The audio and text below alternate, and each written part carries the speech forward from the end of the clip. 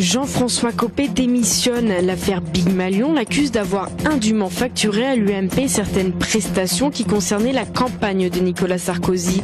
La société en question, fondée par deux proches de Jean-François Copé, aurait reçu une douzaine de millions d'euros pour l'organisation de quelques 80 événements.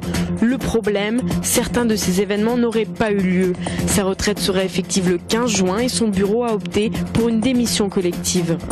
Il y a une responsabilité à avoir enfreint la loi de quelque manière que ce soit. L'UMP a été défaillante, elle doit assumer ses responsabilités et c'est pourquoi nous, les membres de l'équipe dirigeante, nous avons décidé collectivement de démissionner.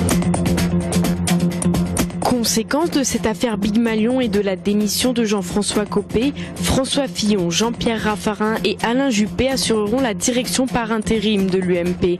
Un congrès anticipé est prévu pour octobre. Le dossier Big Malion ne s'arrête pas là.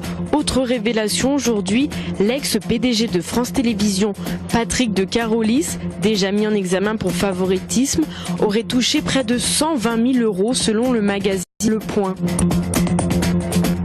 La justice rend un non-lieu dans l'affaire du Bougalet Braze. En 2004, au large de la Grande-Bretagne, 5 personnes avaient été tuées lors du naufrage de ce chalutier.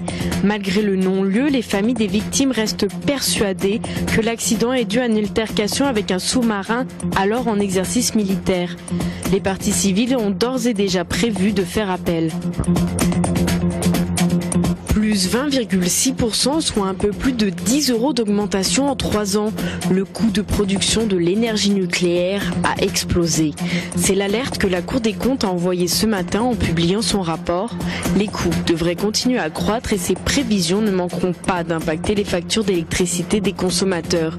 Les tarifs augmenteront de 5% au 1er juillet prochain.